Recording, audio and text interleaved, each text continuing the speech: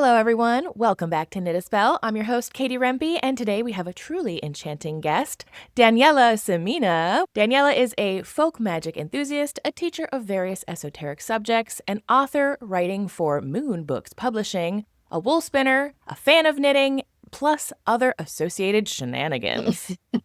Today, we'll be exploring how she learned to connect magic with the fiber arts, the wisdom passed down from her grandmother from Romania, and how we can bring back or create our own magical making tradition. So let's get started. Light from Lantern presents Knit a Spell. I'm your host, Katie Rempe, designer, knit witch, and your companion in this magical making podcast. Together, let's explore the enchanted world where knitting meets the magic of the craft.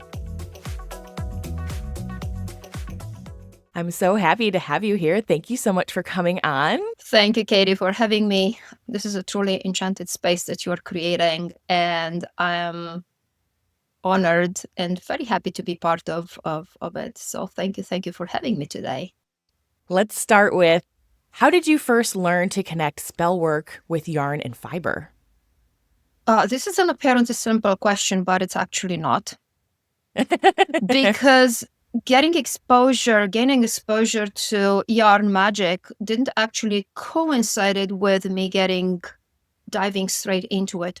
So I could see my grandmother and friends of hers spinning. I grew up with my grandmother. She lived to be 102 years old. We spent a lot of time together. So when I'm talking about learn from my grandmother, it's not just, I spent this couple of years or, just summer vacations at my grandmother's house. No, actually, I lived with her. So it was this immersion into pretty much everything she was doing. So grandmother was spinning wool. And much as I found it interesting at that age, I was 6, 7, around the time, it never occurred to me that, I should pick up a spindle and try to do what my grandmother was doing. And I realized that just playing around when they were spinning, I realized that what they were doing with this fiber magic went beyond just creating yarn that later on would be knit into, beautiful sweaters and socks, the like. They were actually, I noticed the repetitiveness of certain words, and they weren't even intelligible to my otherwise very sharp, pointed little ears. And it occurred to me that something more was going on there. But, when you're a child and you grow up immersed into things, you question some and you don't question others. You just acknowledge they're happening around you. And that's, part of the normalcy. It's like you have to sit on a chair when you're eating your lunch. So didn't give too much thought to that. Although I witnessed it in various occasions, and sometimes seem to be done more purposefully.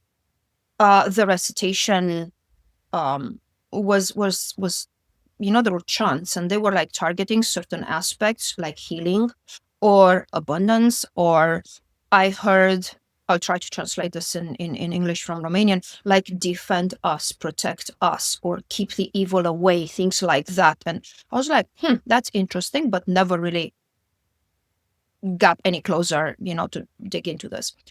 Years later, like 20 plus years later, I encountered people who are into spinning, but actually spinning magic.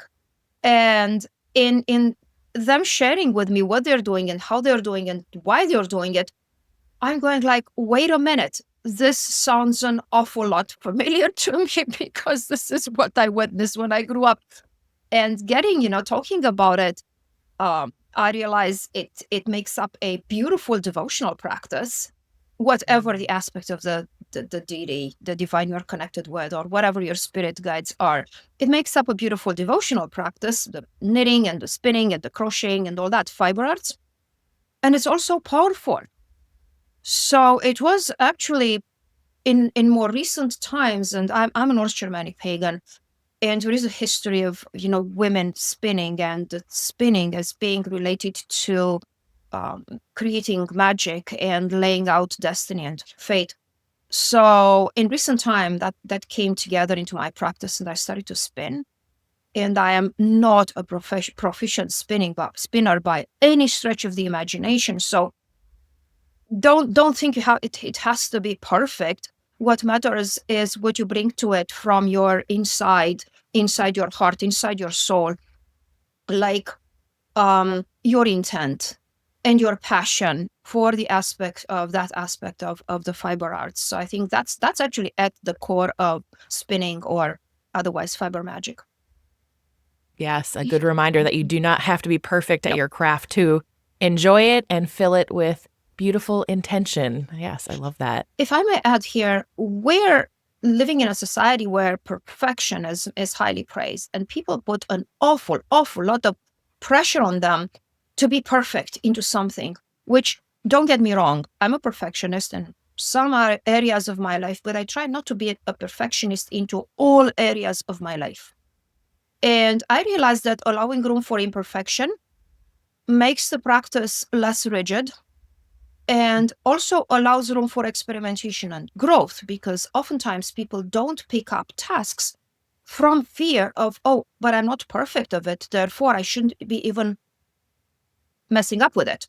Well, yeah, do mess up. And there's only one way to figure out if that's your thing or not. And that goes when we're bringing in the spiritual aspect. I think it's ridiculous. I'm not spiritually perfect. What the heck? Right.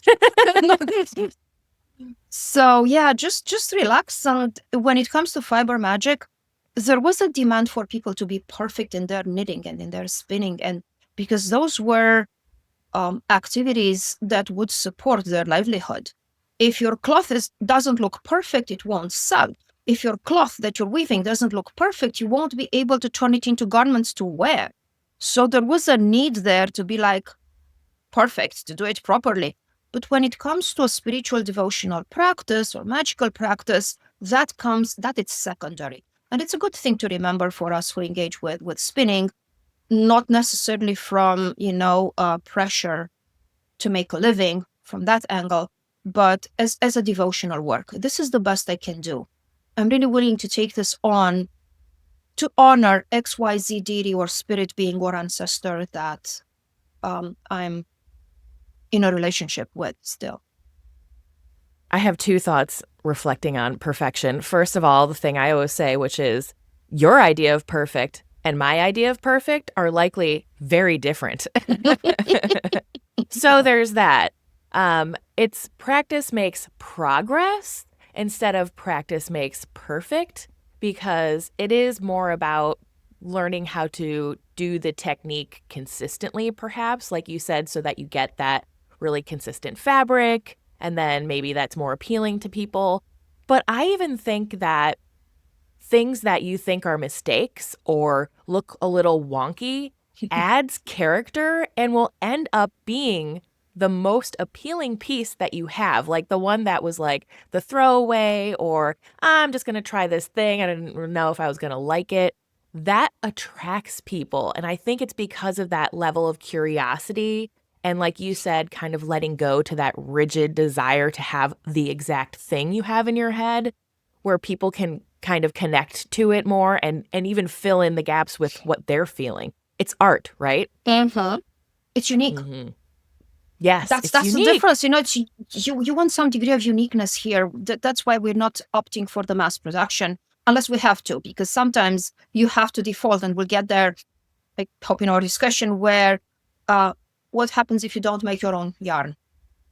You have to default to yarn made by others, which means you go to the store and buy it, unless you have a friend who can, make it for you. So yeah, everything is so relative here, and it's so much flexibility, and such a good place to get out of your head and preconceived ideas that things need to be in a certain way to be perfect. Can you share a little bit about, now that you maybe know more about your grandmother's practice, how that was viewed in Romanian culture in general?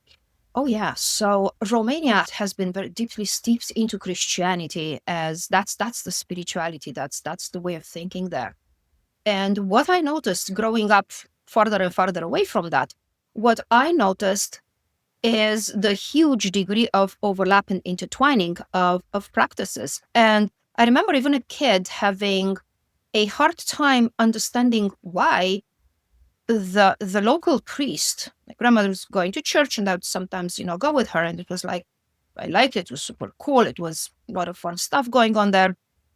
But I witnessed on a number of occasions, like, disagreements between grandma and the priest. And they just asked her once, it's like, you're basically doing the same thing. You're saying the same kind of prayers. I mean, our Father and what's not. You're saying the same kind of prayers, but you're doing it at home. He's doing it at the church. What's the conflict here?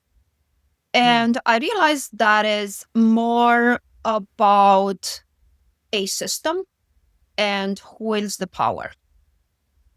And some institutions not being comfortable with the ordinary people having that power, to alter their destiny and have this kind of direct, unmediated relationship with the divine.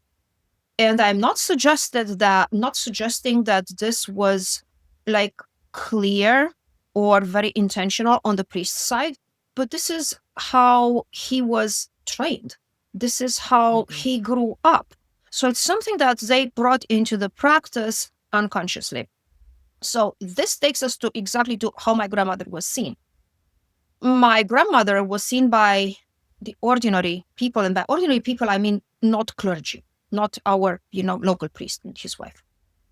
So in Romania, we had, and in other cultures, as I discovered over time, magic is deeply, deeply intertwined with people's daily life, or at least it was back in the days of yore.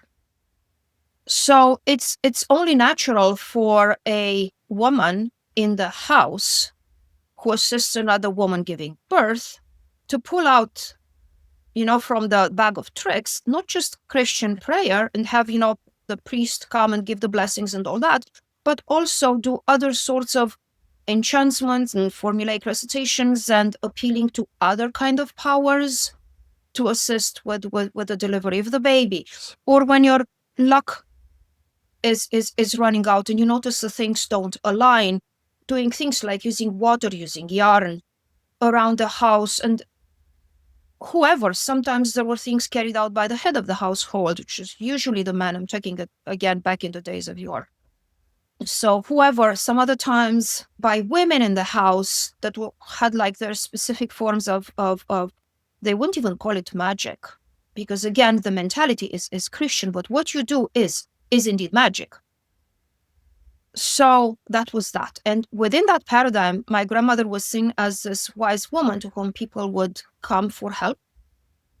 There is another layer of complexity to this.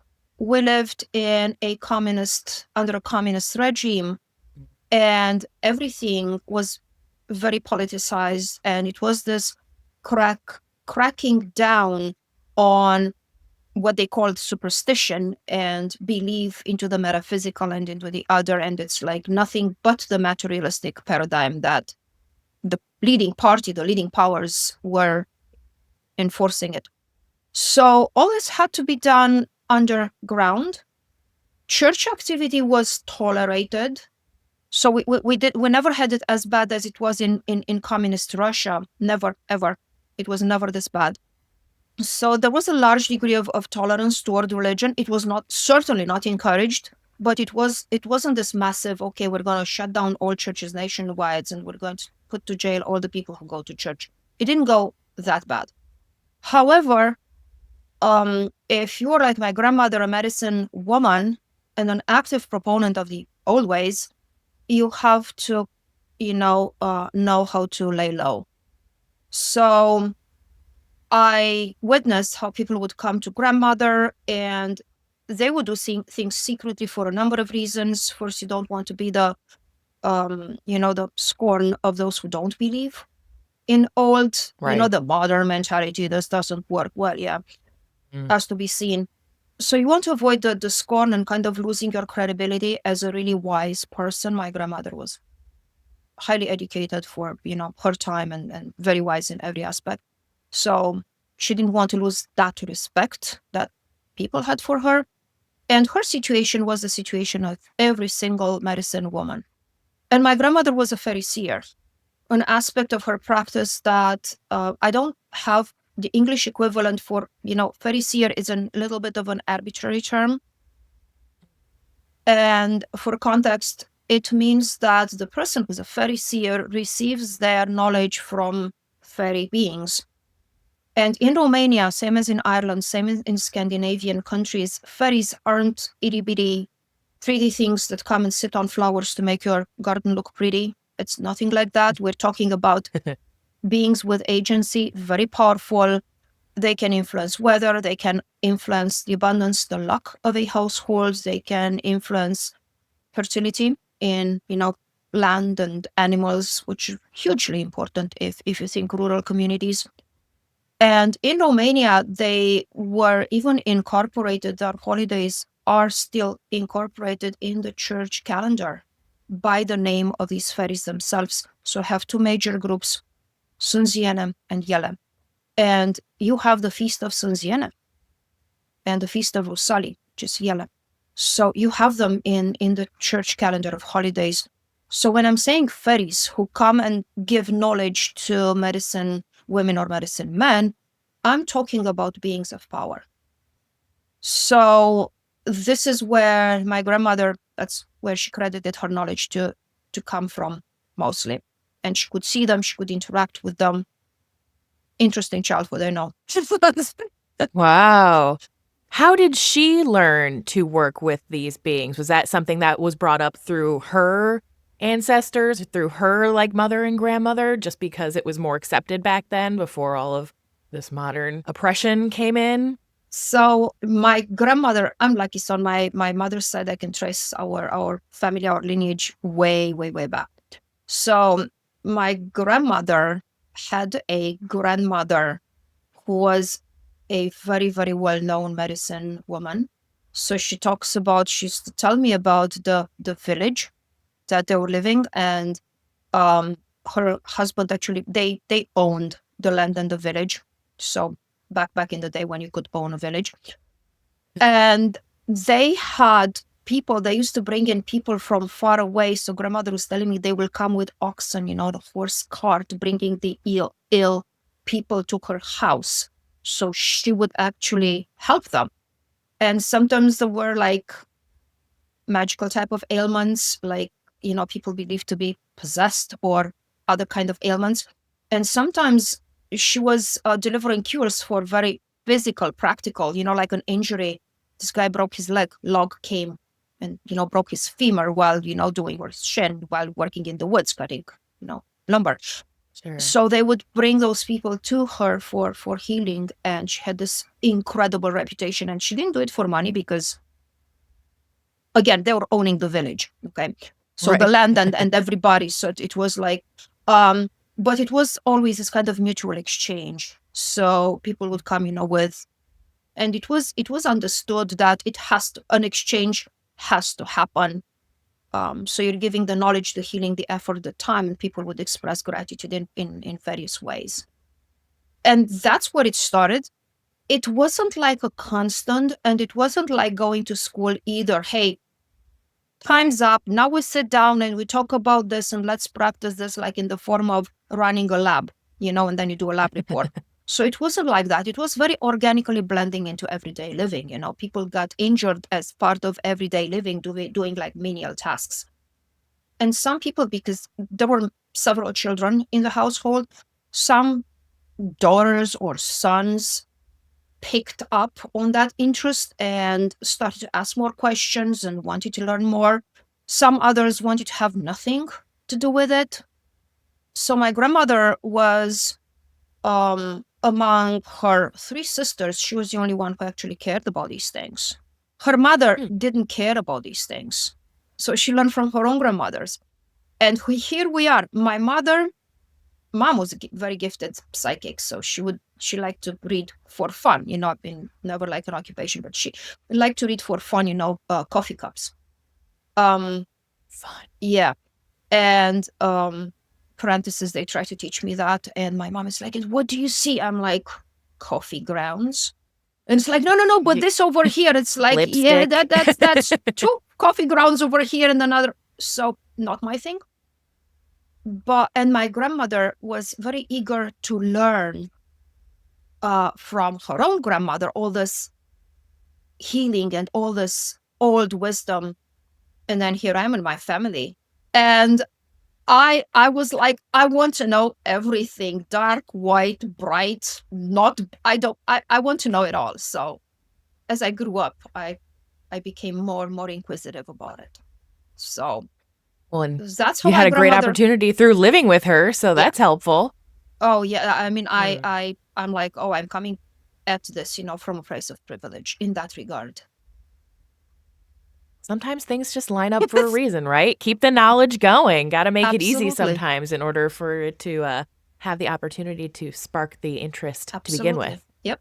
Oh, and isn't it funny? Like, I mean, not just magic, although I guess, anything is magic. How things like that tend to skip a generation. It's almost like because, your mother's mother, your grandmother, she could just go to her mother to get like various healings or whatever. She was like, no, I don't have to learn it because she already knows it. So I don't have to kind of do it. Yes. At least that's how I kind of felt. Like my mother is an amazing cook and I never took the time to like learn or watch her. Then I left the house and I was like, well, I don't know how to cook anything. Like what happened? I didn't just magically glean that. What the hell? And it wasn't until I came back and was like, okay, now I'm going to actually pay attention because I want to know. And she's one of those people who never it's never like, oh, exactly this much and here's the recipe. It's sort of like, well, here's what I started. And then you kind of do it until it tastes like this or it looks about like this. And I'm like, okay, again, this is an art. And so I have to really pay attention in order to know what the heck is going on. So yeah, I think even within That's magic funny. traditions, there are like aspects and kind of slices, of this. Like I paid an awful lot of attention to everything that my grandmother was doing about fairies and, that side of her practice and the plants and the herbs. Never cared much about spinning until years later, I started to care about spinning as well. So yeah, just what you said. How have we lost the magical aspects of making over the generations, kind of like we were just talking about? And how can we learn to bring back those practices? I think it's important to look at why did we lose it? And it happened to me because I also lost it. I mean, it would be nice to think of my own life. Oh, when it's this uninterrupted for every year, every living day of my life, I was so steeped into this. I had like a big hiatus of some 20 years when I didn't want to have anything to do with it. Which brings us to the reasons why people fell apart with magical type of knowledge and old folk healing. There is the industrialization and increased modernization aspect, and people's tendency to rationalize out. Well, I don't see this anymore. Before I could see it, or I was imagining that I could see it because there wasn't light. But now that there are light poles everywhere, I realized that was just a tree. It wasn't actually a being appearing in that corner of my backyard. And I do not advocate against doing reality checks. To the contrary, I'm like, reality checks everywhere because it's very easy not to start making things up, and that would put you on a kind of dangerous path. So reality checks over everything, but accept that not everything can be that's happening or you're experiencing can be actually explained out through just logical arguments. It's about maintaining a balance. Now, as I said, with our rush into explaining and understanding everything, we started to force upon children this modality of thinking in strictly rational ways and discarding everything that doesn't align with it. So this applies to the younger generations. Now, the younger generations grow old and that mentality perpetuates. The elderly, on the other hand, and I saw this in Romania, you have people moving from countryside to the city, like elderly whose children went, to live in the city, and then they're taking their parents with them. once you come into the city, you're not going to talk so much about, you want to integrate. You want to become part of Right. that modern flow of life. So you're not going to talk that much about, that fairy being that used to appear in my backyard or something, because people will make fun of you. This is the Oh. younger generation born and bred in the city who went through that schooling system and education system that took out of their realm of understanding the possibility of magic and magical occurrences as being real. So little by little, these things fade, with the added layer in Romania that there was dangerous, to speak openly and say, hey, here I am, I have a relationship with the numinous, and something that's powerful. So that would make you stand out in a very dangerous way. So have to keep it low. And you keep it low because it is against the policy of the leading party. You keep it low because you don't want to be made fun of. You keep it low because younger people will explain it and re-explain it to you until somehow it starts penetrating. And it brings in the seed of doubt, the self-doubt of, well, maybe that was just flight of my imagination. Maybe that isn't real after all. And I went through this when I hit high school, which brings us another layer why these practices get lost. I wanted to fit. So I was growing a little bit tired. So we moved house, we moved to a different city. And I really wanted to make friends. And I realized that I'm not very likely to make friends if I keep being the weirdo. So I had to, I had to start liking, or at least show an interest, a polite interest, polite show of interest, toward what my peers were doing. Mm-hmm. And little by little, okay, if I want to fit, these are really cool people. And we really like the same music, and we like the same, go dance in the same places and whatever, and sports and what have you. But there is no room for the mystical, magical, unless we're talking about it at the level, well, that's really cool fairy tales, or that's really cool lore and folklore, but without actually digging into, well, there's some reality to it. So Sure. just keep it. And that's how things fade. But then they come back. That sounds like everyone's high school experience. I'm sure like we can all have some semblance of that. And I have to imagine you might even feel more pressed to do that if you're like moving from one country to another and you're trying to like be that culture so hard, just like you said, to not only just fit in and not be hassled, but like for potentially like your very real safety. And then it becomes very second nature, what was your first nature, to believe in all of these things and, have this like great imagination of, things that are beyond, or then kind of like even you start to think like, oh, I guess maybe they were right because I've started to think this way for so long. And so for someone who kind of grew up in that situation, when did it start coming back for you? They say that necessity is the mother of invention. Oh. Uh-oh. So there's two things here. Necessity is the mother of invention, and then you cannot reinvent the wheel, but you can make it look bigger. So my coming back to this happened when I had there were hints throughout time that I should be reconnecting, and hints came in different forms, dreams. But hey, I'm a modern person. I don't pay attention to the dreams. It's just, the neurophysiological aspect of the brain dealing with consensus reality, whatever. And then things started to happen, like getting glimpses of my grandmother's presence. My grandmother had passed in the meantime. So this is me, the adult, getting glimpses of my grandmother's presence, and getting glimpses of beings that I encountered in the past, spirit beings. And I'm like, no. That happened because I was tired. That happened again into rationalizing. And it so happened that I had an injury that nearly left me paralyzed. So I had a neck injury that nearly left me paralyzed. And the surgery suggested was very high risk.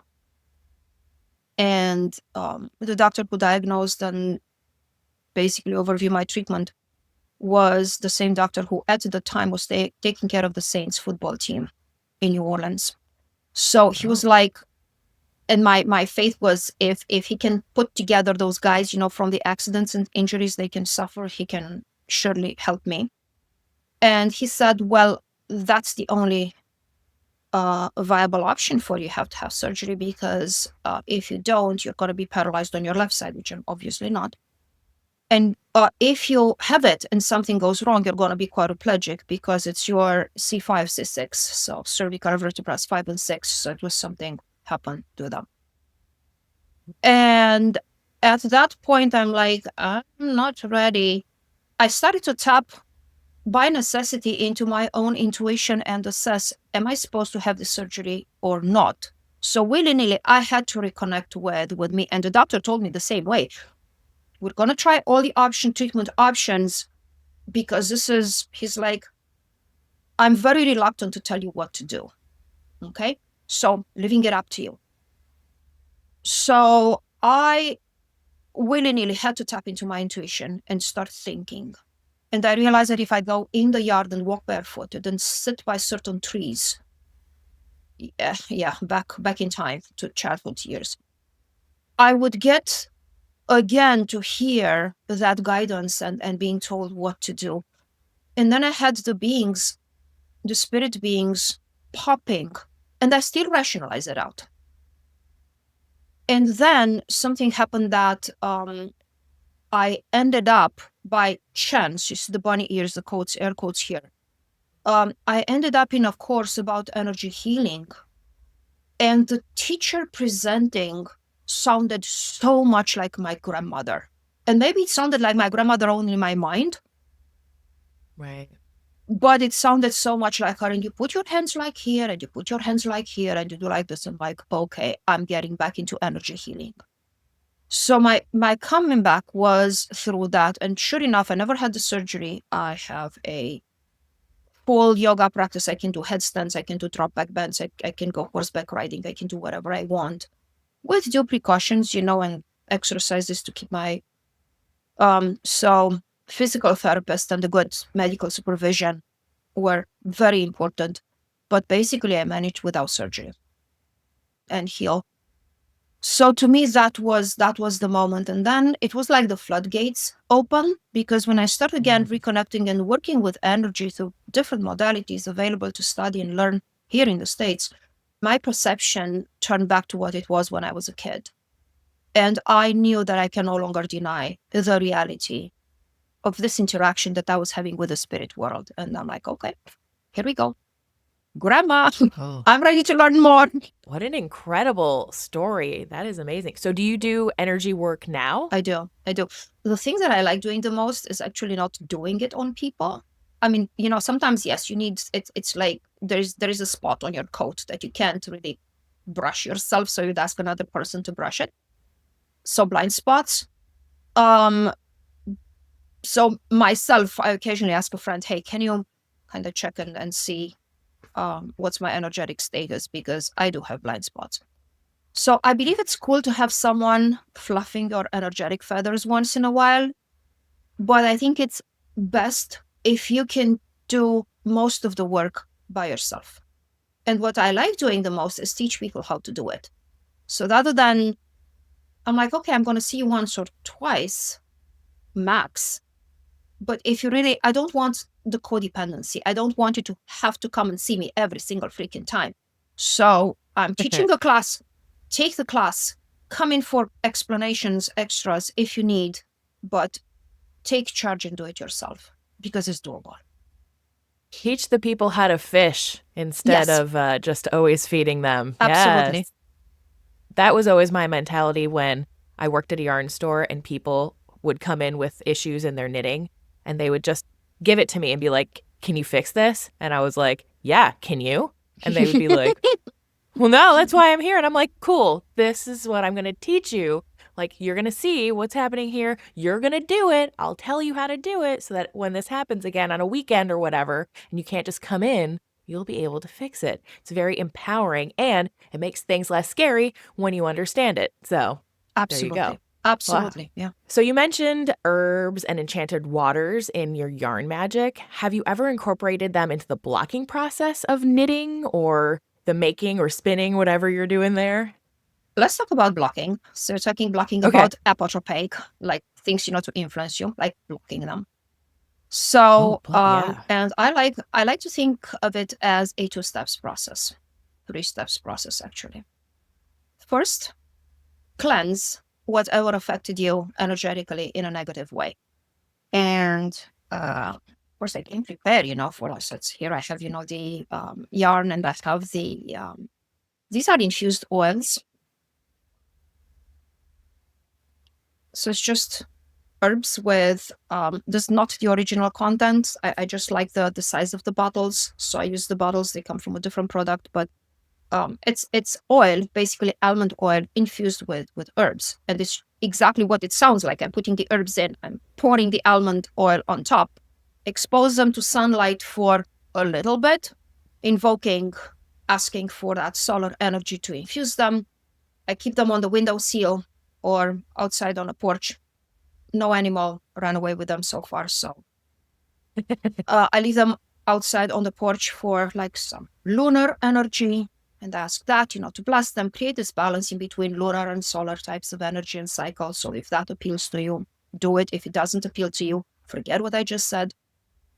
And praying over them, whatever prayer means to you, asking ancestors or deity or spirit guides to lend their powers or empower your ingredients and, the solutions that you have created. And then the way I use them, I will start by cleansing energetically my own body with yarn. And I'm thinking of a color that is absorbing. And what color is not recommended to wear in summertime? Well, dark color, starting with black. So I will take some black yarn.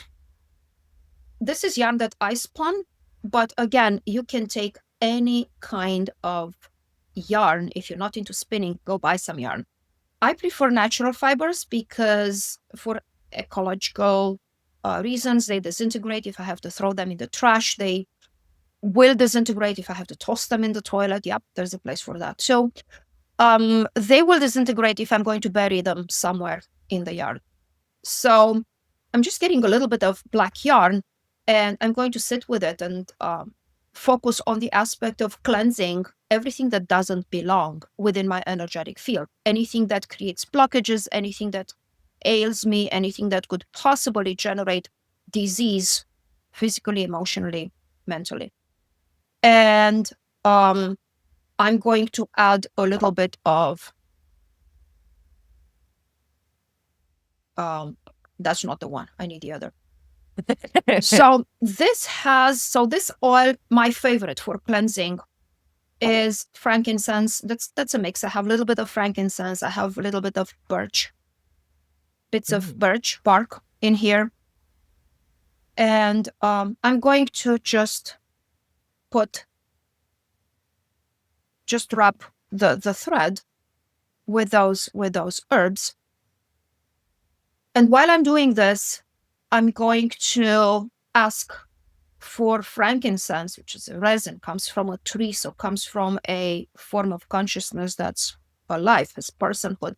I'm going to ask these herbs to lend their power to the yarn and to assist me in the cleansing that I intend to do. And then I'll start, from head to toes. This is the fast forward version of it. I'll go much more mindfully and carefully and keeping my eyes closed so nothing from the outside distracts me, so I can really feel and you can make contact with the skin unless you're allergic to any of the ingredients, in which case I would suggest skip the whole plant part.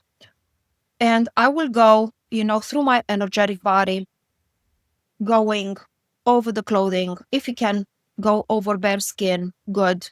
Temperature and, decency considered. If you cannot reach your back, ask a person to do it, and pass this over your body with the intent of cleansing. Remember, this is the really fast forward. Palms, soles of your feet,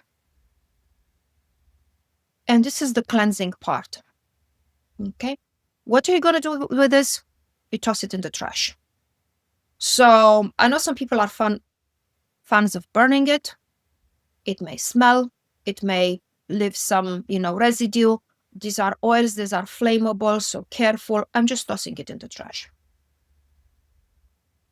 So this is done. Everything that was burdensome for me is out. And now we're talking about the blocking. And for the blocking, I want to create a shield, something that becomes impenetrable. And the way that I like to do this is by creating, now that all the bad stuff is out, I want to prevent it to come back and reattach. So I want to create, like, let's say a little amulet. Yeah.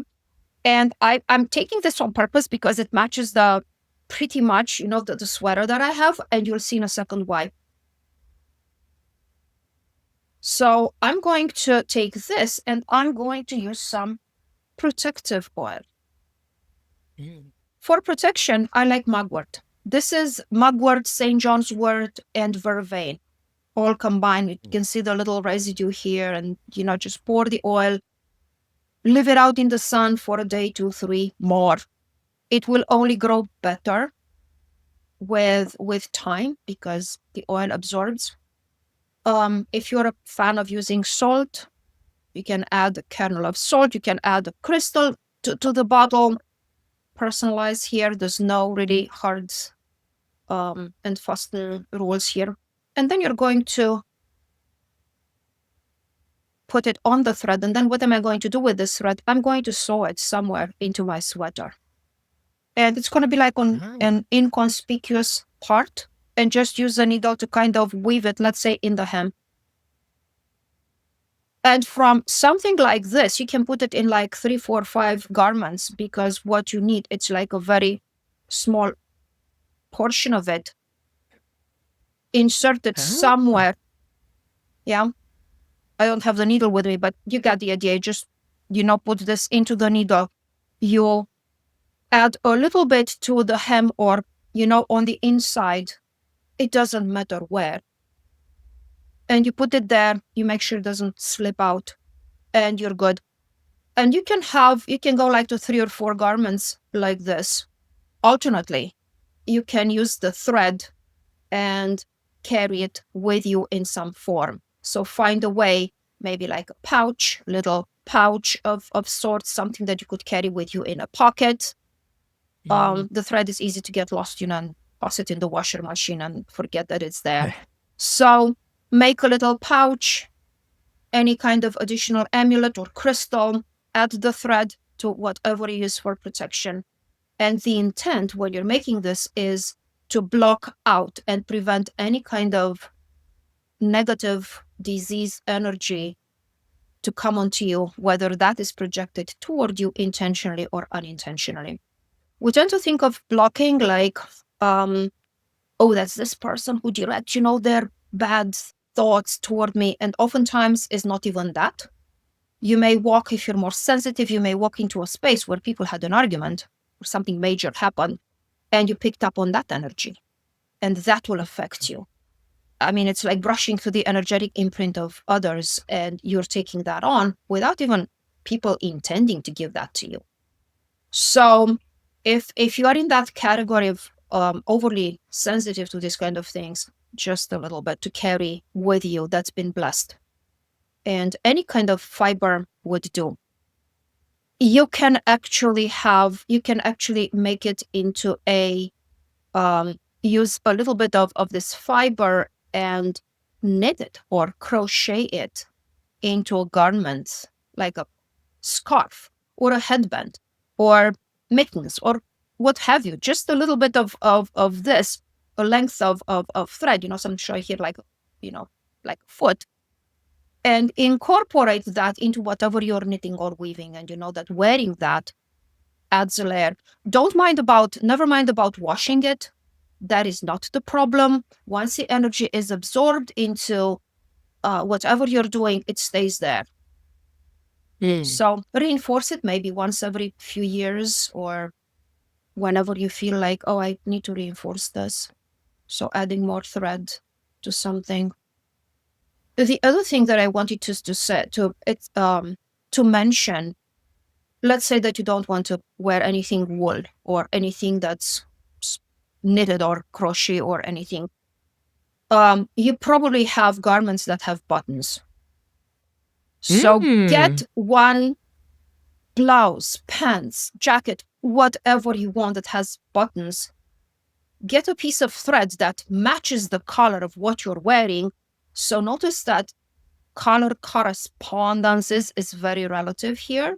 Let the necessity and the purpose of what you're doing be the primary aspect, and don't fuss over, yeah, well, I need black because if not, it's not protection. You can make it green, you can make it orange. It's still going to be protection if this is how you are working with it and intending it to be, and you put the herbs on it.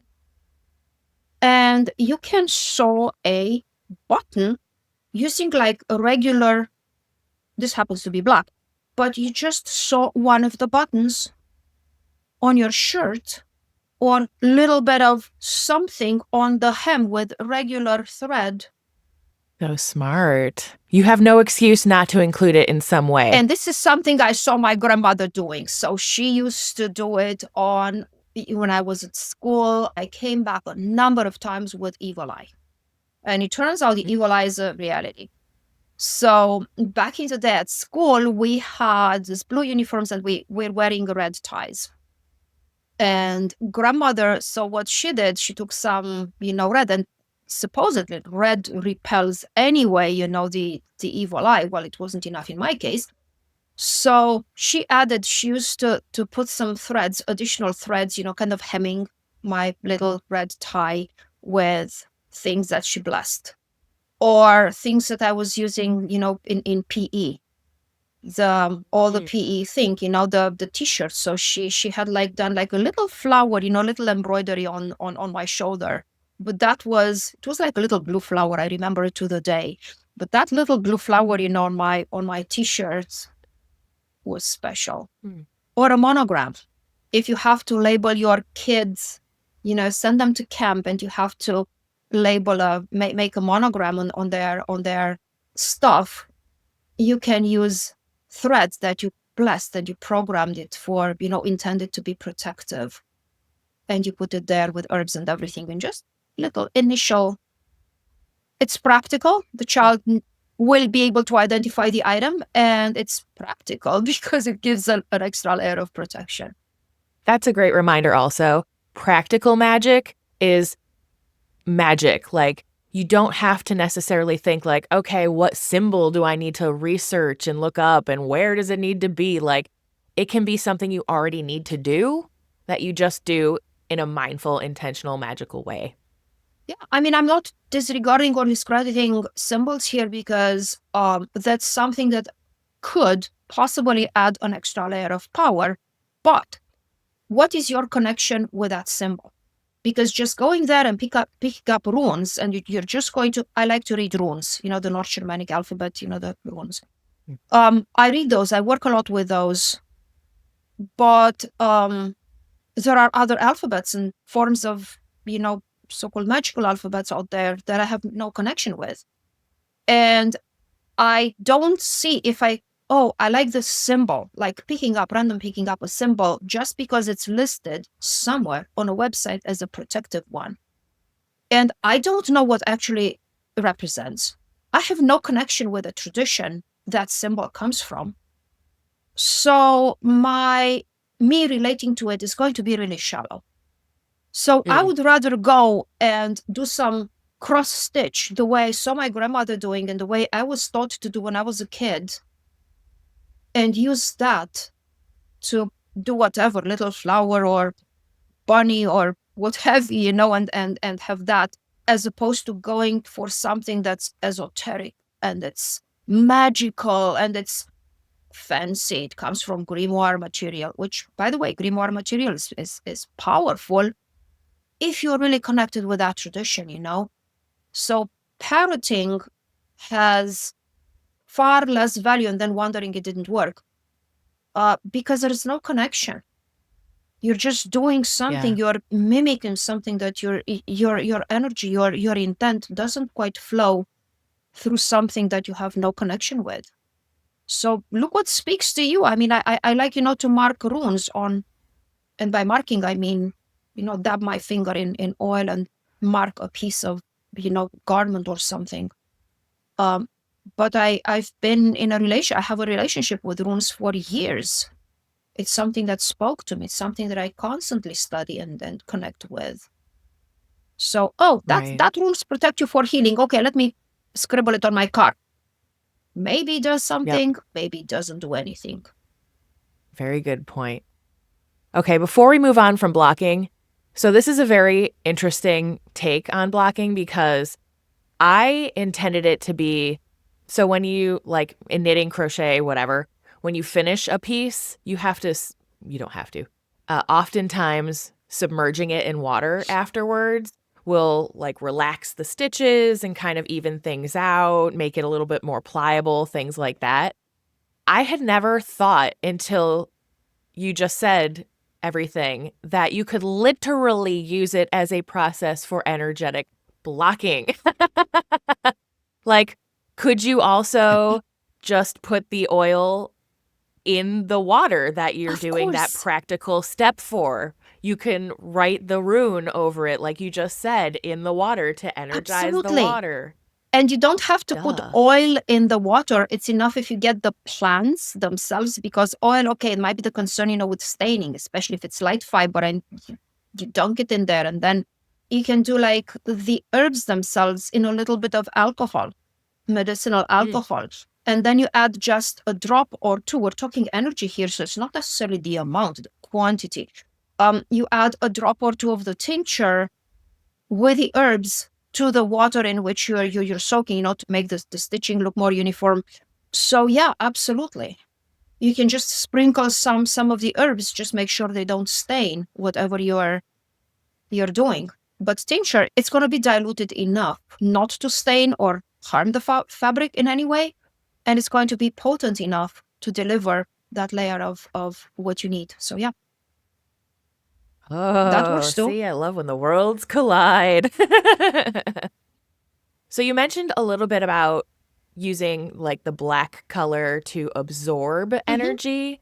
How else do you find ways to utilize color for magical purposes? I'm of the idea that the soul speaks in symbols. Not my quote, I'm paraphrasing. I read it somewhere. I don't even remember where I read it. It was very long ago, but I took that as valid. Hmm. So it's good to have your own correspondences. Sometimes somebody will tell me something in regard to a color. Okay, somebody's telling me something. That's kind of generic. But as a concrete example, let's say that I get together with a friend and we're going to do some abundance magic, propitiate abundance. And she would suggest, okay, let's use green because green, dollar, green color, money. And I'm like, yeah, sure, green grass, growth, vegetation, sure, let's go with green to propitiate that. But maybe you come from a culture or there is in your background that purple is a color that propitiates abundance. Maybe the bills money bills in your country, your currency is purple in color, or maybe it's blue or orange in color, and that's your association. So sit with it for a moment. And it's like we discussed, with sigils and signs and symbols, and Hmm. sit with it for a moment and notice what is really, really true for you. And if it doesn't come on the spot, let it brew there. Let it sit for let it percolate for a day or two or three before actually engaging with it, and then decided, something, pink is my protective color, or pink is my empowering color. I have a friend who's like, when she puts on pink, she's like, this is power color. And it's a soft, beautiful kind of pink, but it showcases, who I am, and then showcases me and the fullest of my power. And boy, when she wears pink, you can, even if you don't know it, you can feel it. She's like Mm. presence. So it's your relationship to the color more than any prescribed color code that's there. And sometimes you even have to bypass that, because if you're wearing a white shirt and you strongly believe that bright pink is your power color, you either come up with some very nice embroidery that is going to look good on that shirt, or default for the moment to white as being your power color. So you can include some thread into that shirt, or sew a button on it with that white thread that you actually added some herbs to it, empowerment wise. Great advice. Especially since, again, not everyone has the same color correspondences. And I say that like loosely correspondences, because that makes it sound like, oh, you researched stuff and whatever. I don't know. Somehow it sounds like more technical. Not everyone sees color the same. Like my previous co-host was, colorblind. He was red deficient. So, certain colors for him, he's not even going to consider that someone else might for that reason. He doesn't readily see a lot of green. So, his abundance color was gold because, that was Of like course. so much currency and things like that. Absolutely. And I was like, oh, but of course. So, yeah. So trusting your own reactions to things. And when somebody tells you or you read online, like, oh, this color could be for this, and you have one of those like reactions, that's a sign that that's not for you. Or if you go, oh, like maybe that's a sign it could be for you. So, and also it can change over time, because we all change over time. Maybe you loved pink because you had a little baby and it was all about the baby, but then later maybe you get, I mean, I hate to even say that, like a cancer or something, and pink was all related to like the breast cancer, and suddenly you're like, okay, I actually don't want to think about this anymore. Like, it's okay. You can just release things. Everything grows. That's nature. So just meeting yourself where you're at is always the best option. Oh, that's beautiful. Meeting yourself where you're at. Because sometimes if somebody tries to tell me it's this color and it has this precise connotation, this precise association, and I go like, hey, no. Yeah. Don't tell me what to do. But then I have to sit and ask myself, why? Is it just because the person presents a viewpoint that's different than mine, and I don't like being told that I'm wrong? So I'm wrong in my assumption. Is that something that comes from an instinctive opposition? No, I am right. I know it better. I have my moments, have to admit. Don't we all? So is that an opposition because the person who's telling that to me, they're not really someone that I tend to get along with on a regular basis? Someone that I would rather not receive advice from? So what is actually causing my reaction? And sometimes it's going to be, well, like when my mother used to tell me, this is the best way to do X thing. And I would reject the advice, good as it was, just because it was coming from my mother. If my best friend or a teacher whom I liked very much would have told me the same thing, I would have jumped on it immediately. So that's something also to keep in mind. When we tend to reject something, what's the reason for rejecting it? Sometimes it's like, this really doesn't resonate with me. I don't care who's saying it, it doesn't. Or is it something that I have against the source the advice or suggestion comes from? So that's also important to consider. Yes. It's like pulling that tarot card that you're like, oh, no, I don't want this answer. No. And then you go for another one and it's like exactly the same, but a different card. And you're like, okay, fine. I guess that maybe was a reactionary response. Fine, whatever. Yes, I think we can all relate with that one for sure.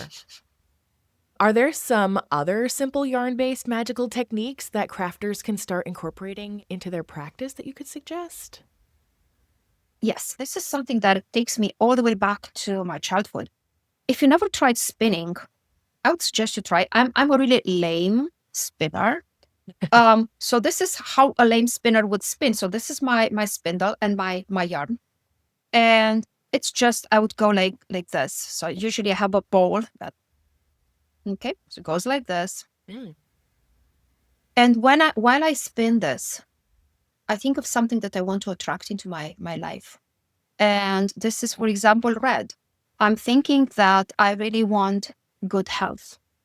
I'm calling in good health and strengthening of my body against any kind of potential pathogens or anything that I am associating with good health. This is spinning. This is something that people used to do back in the day to attract a partner. There was a time back in the days of yore, and my grandmother used to talk about it, when a woman's life was basically defined by marriage. You, as a woman, you wanted a husband who would be able, to provide for you, to provide for your family. So even if you are going to be a widow later on, there's enough for you to raise your kids on. So, and this is red, which is actually suited, but I heard that, ladies doing with it, using any kind of color, just spinning. And as the yarn, gathers on, the coop is being formed, they visualize. So they go into a kind of trance. So spinning itself is almost like a trance inducing. So you go and you have, I don't have the space out. This would sit into a ball. Yeah. And so yeah, it's really, really cramped here. And I would spin this. And I'm just looking at it and telling myself that now my purpose is to attract good health. So I would be thinking of good health and my body getting stronger while I'm spinning this, and then I'm wrapping it up on the spin. No, not everybody's a spinner. Find a very, very, very simple stitch that you can go without thinking. Get the yarn. I don't have my needles here. Get the yarn and think of what exactly you'd like to invite to attract in your life, whether it is abundance, whether it is the ideal life partner, whether it's the ideal business partner, whether it's that business opportunity that you want to attract. Again, color, whichever appeals to you. And then once you have blessed this, get into the either knitting or crocheting, something very simple that would not require that, okay, 3 like this and 4 like this, and I need to pass it over and under and bring this additional third. So not that. Something that you can go without thinking and even eyes half closed in this kind of trance, very transported state. And you're like, and I'm attracting this and I'm visualizing this. And with each stitch, I add to this, that whatever I want come closer and it manifests. And then you make like a sample, like a little square or something, or you can make like a bigger object. And then you carry that with you. So preferably make it small. You can even actually make like a little pouch or something that you can store other things, like makeup pouch or what have you, that you can actually carry with you in your purse or in a pocket or something like that. Or it could be something more fun that you would turn into, I don't know, a little puppet, knitted puppet. You can turn that into, I don't know, little animal or toy-like thing to carry with you, but it's infused with that magic that you are putting in. So yeah, that's the next idea. And by keeping it with you, it like the idea is that it tracks you because it's always with you, sort of a thing. Because it keeps it like top of mind also, I imagine. Yeah. So something small that you can carry in your purse, for example, or in a pocket, or something that, or make a string that you can put your jewelry on and carry it, Yeah, get creative. So absolutely get creative. And yarn is one possibility in a million. You can find fibers that are more resilient, especially if you plan to wear jewelry, with them. Yarn is not a good idea. So find something that's more resilient that will last. Great ideas. Would you ever consider creating patterns or a book aimed to crafters that could help them deepen their magical practice with fiber? This is a gorgeous idea. So first of all, I have to get a little bit better myself at doing patterns. And we talked, patterns is an amazing thing because, as I said earlier, soul speaks in symbols. And you find a pattern that represents something. And like its repetitiveness symbolizes growth. its repetitiveness symbolizes the permanence of that one quality that you're seeking to attract, the permanence of it in your life. It's there day after day after day after day. So I'm thinking now, as we talk, that different patterns could be actually adapted to more specific purposes, something that's wave-like in its representation, or something that's more angular in its representation, the way it transfers, into magic. Maybe there would be qualities to those that help focus the intent even better. Maybe. But this goes back to what we already covered, how people relate to different colors. I think it's the same how people relate to different patterns.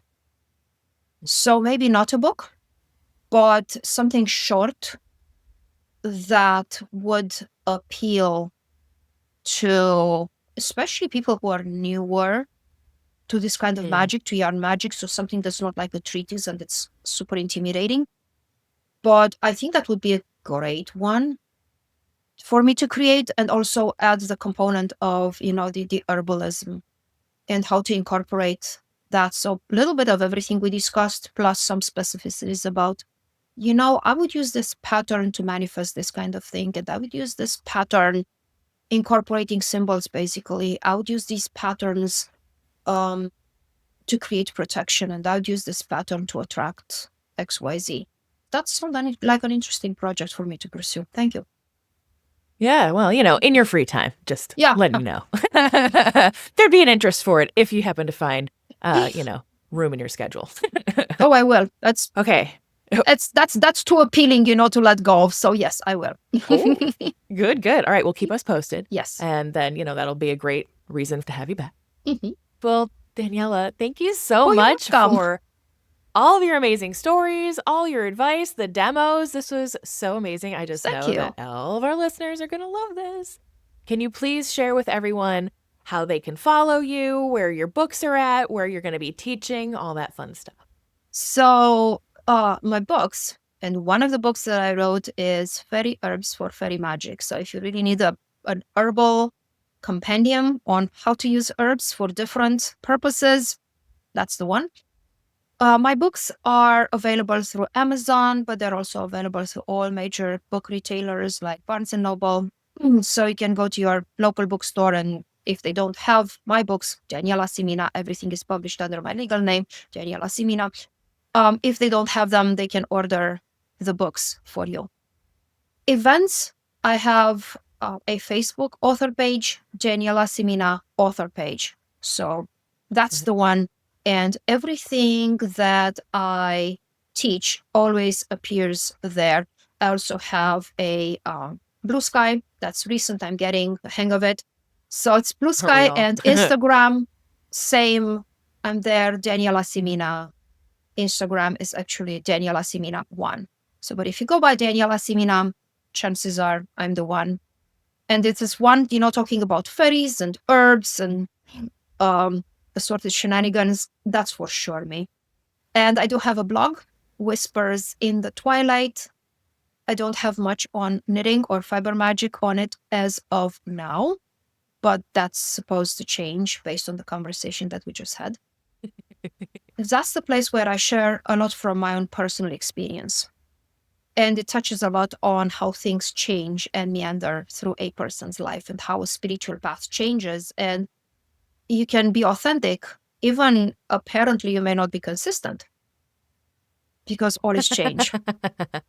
So, yeah. That's the only consistency, is that there is usually not a lot of consistency. And I'm trying to teach change. Yeah, and I'm trying to teach more online.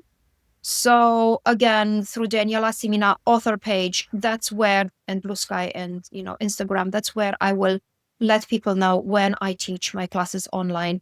I do teach something called bioenergetic balance, which draws on various modalities, things that I've learned throughout my entire life, and I'm putting them together in a cohesive form. I teach Reiki. When somebody wants to learn Reiki, I teach that don't care about the bioenergetic, whatever. We just want a Reiki, traditional Usui Reiki. I am certified. I'm Reiki master certified in the Usui tradition. So I teach that. I'll do it online as well. And I do teach a course. It's like a full course on how to work with fairy beings, fairy partnerships. And it covers a broader spectrum. It actually teaches how to interact in the context of various cultures. Because yes, there's a broad common denominator that we can talk, when we call fairy beings, but it's also the cultural specifics. And it's about how to get specific and how to stay generic depending on what your interests are. And that's a multiple level, it's like 3-4 parts course. Again, I will have it online. So just Daniela Simina author page. Everything's going to be there. Ooh, all right. Well, I'll make sure to link everything in the description so that people can find and follow you easily. Don't forget to join us again on Friday for the Patreon after show. And if you enjoyed this episode, share it with a friend, subscribe to the YouTube channel, and leave us a comment on what you found interesting, what your personal practices and reflections are from this episode. I know we would love to hear from you. So until next week, merry make, everyone! Thanks for tuning in. If you enjoyed the show, consider sharing it with a friend, leaving a review on iTunes or Spotify, and supporting us on Patreon to enjoy exclusive content. You can also subscribe to the Light from Lantern YouTube channel to receive a notification whenever a new episode of Knit a Spell is released. And as always, I'd love to hear your feedback on this episode, so be sure to leave a comment on YouTube or on Patreon. See you next week!